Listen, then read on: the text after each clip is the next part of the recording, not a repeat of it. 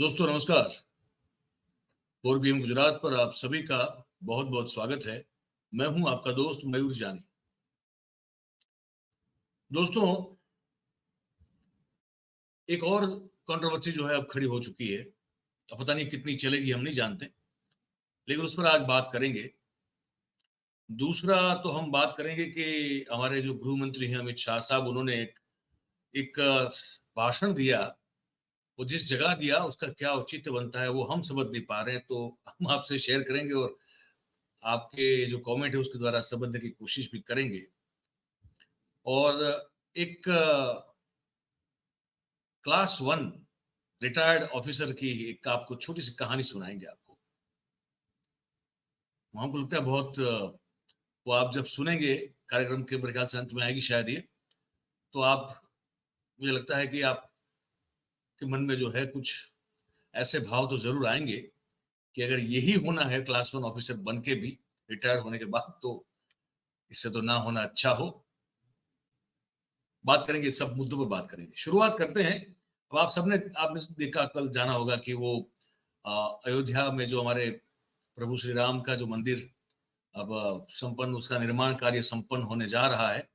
तो उसकी जो एक तारीख तय हुई है और उस तारीख के दिन प्रधानमंत्री जी हमारे जो है मोदी साहब, उनको न्योता देने के लिए वो अयोध्या से जो है वो महंत और मुख्य पुजारी और बाकी सब जो ट्रस्ट के लोग हैं वो गए थे और कहा कि आप जरूर से पधारिए। अब और जो मंदिर का जो है वो जब उसको दर्शन के लिए खुला रखा जाएगा उस दिन की बात है। अब उसको लेकर कुछ अचानक से जो है विवाद खड़ा हुआ। विवाद इस तरह से खड़ा हुआ, मैं आपको बताऊं कि अब संजय राउत उस पर कुछ बोल गए। मोदी जी को आमंत्रित देने की जरूरत ही नहीं है ना। पहले आपको ये मैं पढ़ के सुनाता हूँ, फिर मैं आपको संजय राउत की वो बाइट जो है वो सुनाऊंगा। एएनआई के हवाले से ही ट्वीट है।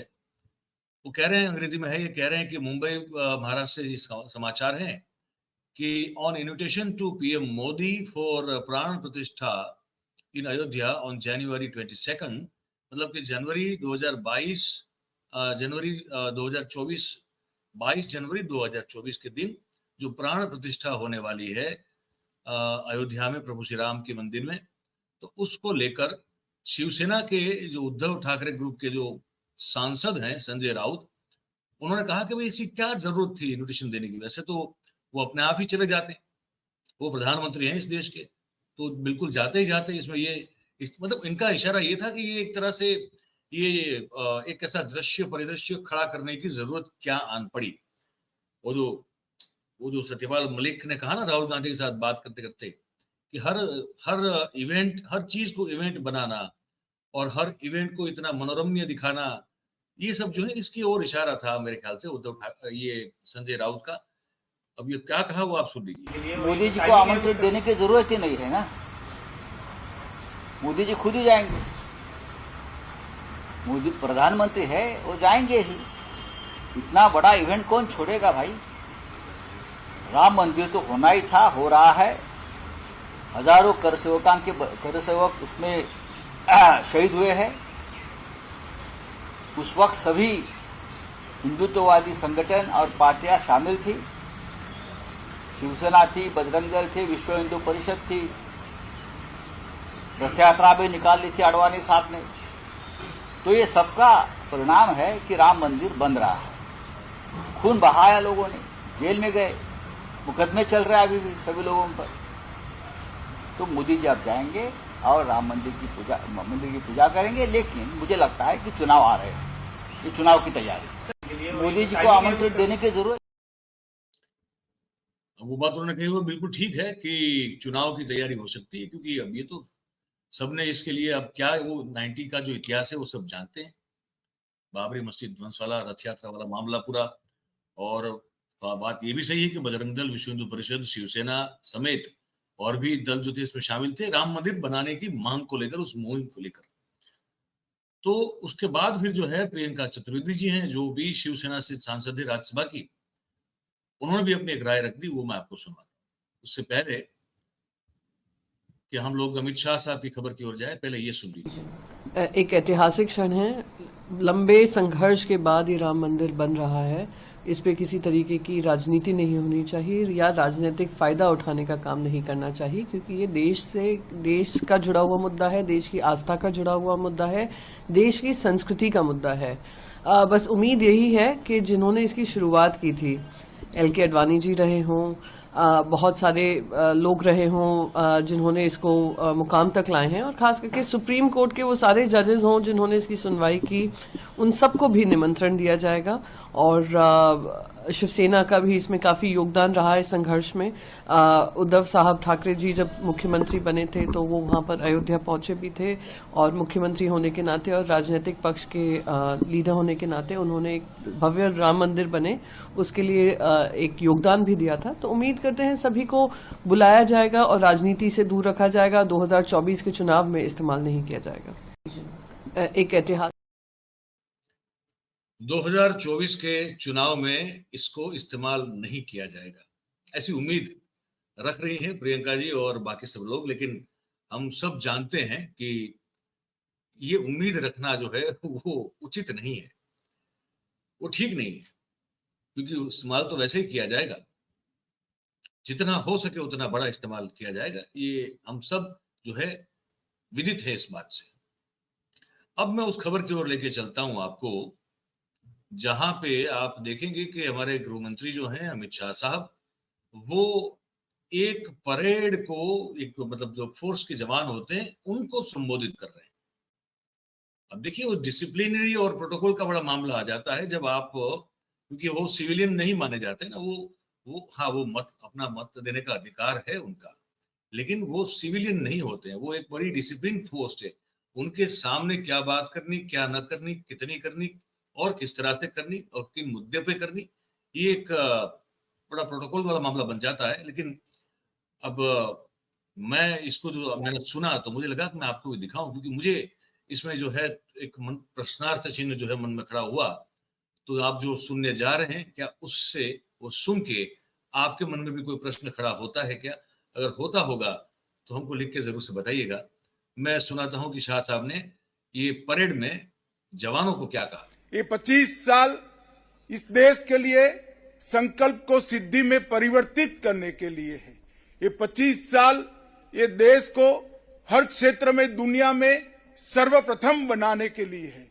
ये 25 साल देश को दुनिया में अपने उचित और गौरवपूर्ण स्थान पर प्रस्थापित करने के 25 साल है। और इस संकल्प के 25 साल अमृतकाल, जिसमें राष्ट्र संपूर्ण विकसित देश तो बनेगा ही बनेगा, परंतु दुनिया का हर क्षेत्र में नेतृत्व भी करेगा।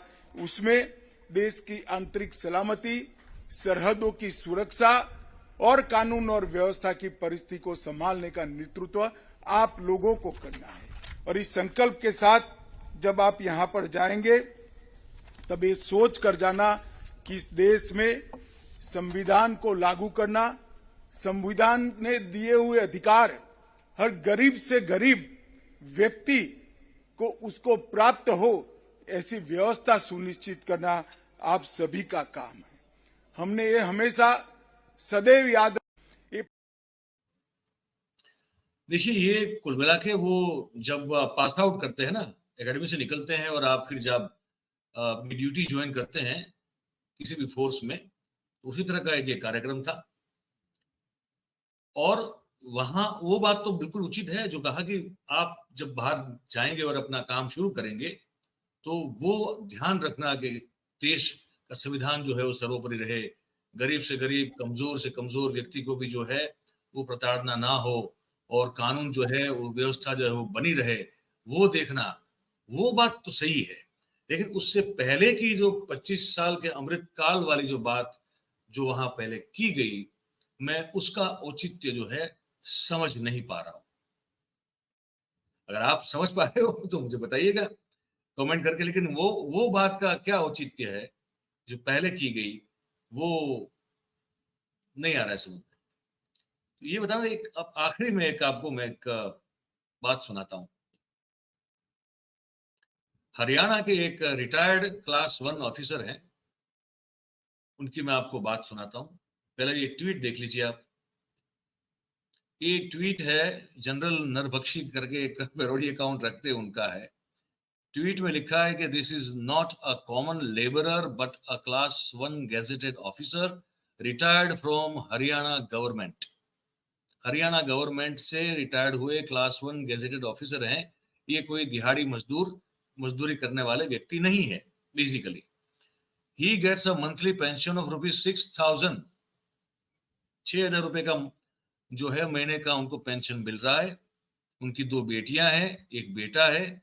उनको बड़ा करने के लिए और अपनी जरूरतों को पूरा करने के लिए ये जो है वो मजदूरी का काम भी करते हुए नजर आ रहे हैं, ठीक है, डेली बेसिस पे।